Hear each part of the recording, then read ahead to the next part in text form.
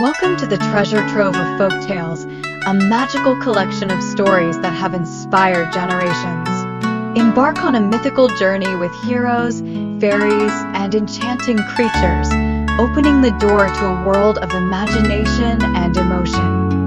The story of the barber's fifth brother. In a small neighborhood of the ancient city of Baghdad, there lived a blacksmith named Nasir ad-Din, the fifth of the 7 brothers of the famous barber. I was not a dreamer, nor was I as clever as my third brother, nor as cunning as my fourth brother. I was simple, diligent, and loved my work with the hammer, the anvil, and the blazing fire in the forge. But in that simplicity, fate threw me into a mysterious, dangerous, and unexpected story, which began one morning, when I suddenly heard a strange cry.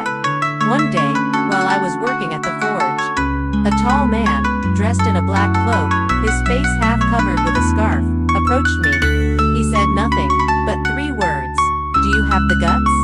I looked up, still holding the hammer, and frowned, replying, "I have the guts to forge iron, but I don't know if I have the guts to risk my life." He laughed. His voice was as deep as the winter wind. "Just one night, work for me. 3 gold coins and an eternal secret." It sounded strange, but out of curiosity, and a little greed for gold, I nodded.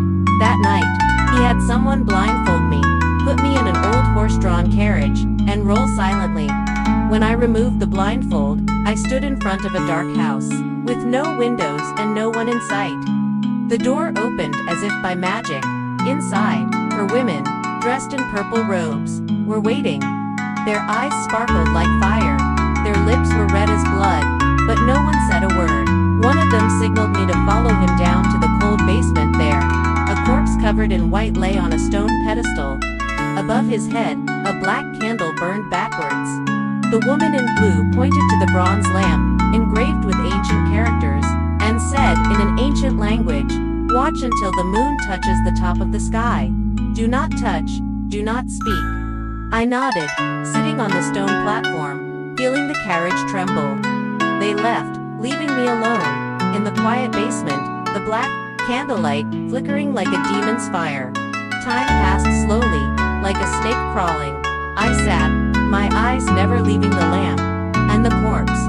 But, around midnight, the black candle began to drip, a substance like fresh blood. A drop fell on the corpse's forehead. Boom. Then the corpse moved. My eyes did not blink. The corpse suddenly sat up, eyes wide open, lifeless, hands raised, as if searching for something. Its mouth muttered, "Light, light, who holds the light?" I did not answer, but my heart trembled. It turned around looking at me, eyes like deep wells. "Who are you? My protector, or my thief?" I pursed my lips. I didn't dare answer. And the corpse slowly stood up, slowly walking towards me, hands outstretched, almost touching my face. But at that moment, the sound of knocking 3 times, stopped. Looking up at the sky, my heart froze. Then slowly he lay down, and closed his eyes. I exhaled, sweat soaked the back of my shirt. They, the purple-robed women, returned when it was almost dawn. One approached me, said nothing, placed his hand on my forehead as if checking my vitals. Another held out a gilded bronze mirror, and made me look at myself. I saw myself, but there was no reflection.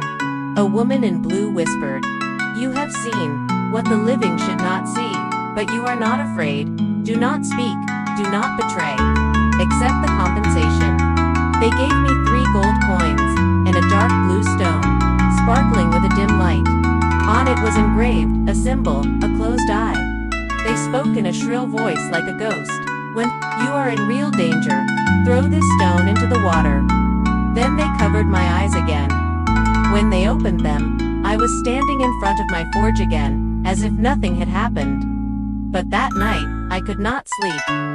Strange dreams came one after another, and a week later, I understood why they told me to keep the stone with me. The thing is, one day, a stranger came to the forge. His eyes were sharp as a knife. He smiled faintly, and said coldly, "I heard you have the blue stone." I was alert, did not answer, just stepped into the sunlight, and I saw that he had no shadow. I was about to run away, when from the street, 4 pitch-black dogs rushed in, growling. I jumped through the window, and fell into the lake behind the house. At that moment, I remembered the warning, and threw the blue stone into the water. Immediately, a whirlwind arose. The water rose and swirled, swirling deep into a dark blue vortex. From the middle of the vortex, a long, white female hand reached out, grabbed me, and pulled me out of the water. When I opened my eyes, I saw that I was sitting in the middle of a purple flower garden. In front of me was the blue-clothed woman, who had placed her hand on my forehead. She said, "You have chosen to remain silent in the midst of death. Now you are protected from the darkness, but the stone can only be used once. Be careful from now on." Then she disappeared like smoke. I returned, not knowing if it was a dream or reality. I thought I had escaped. But one night, the stranger returned. He was not alone. With him were 3 masked men, and a giant black owl with blood-red eyes. Asterisk, he whispered in my ear. "You owe me your soul, for seeing the forbidden. Pay it back, or live forever without seeing your shadow." I ran away from home, but every light, bulb and mirror in the house no longer reflected my figure. Even the shadow under my feet disappeared. I ran to my younger brother, the barber who would later tell the story, but when I knocked on the door, he did not recognize me either. I became invisible to the world. Every time I tried to speak, no sound came out of my mouth.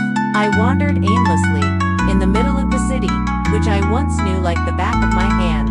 After 3 nights of wandering, in the city like a ghost, I came to an ancient bridge over the poetic Tigris River. There, the woman in purple cloak finally appeared, her face full of sadness. She said, "You are cursed by curiosity and silence. The only way to undo it is to tell the whole story to the most righteous person you know, and he will believe you." I burst into tears. How can I tell it when no one has seen me? No one believes I am who I am. She put her hand on my forehead, again, and for a moment I was back to my normal form. But only once. I ran to my brother, the barber, and told him everything. He sat silently, his eyes fixed on me. When I had finished, he nodded. "I believe you. But you must disappear, before the curse returns." I left, this time forever, leaving only this story, told by my brother, in this very palace, for the king to hear. And when night fell, Shahrazada gently raised her eyes to the Persian king. Anso, the 5th brother, departed like darkness, vanished with the dawn. But, mighty king, what you have just heard is only a small part of the treasure of wonders experienced by the other 7 brothers.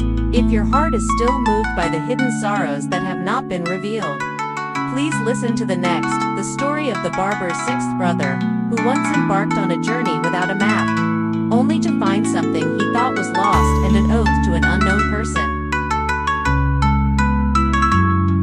The tale has come to an end, yet the magic of these legends lives on in your heart. Keep dreaming and spreading the wonder.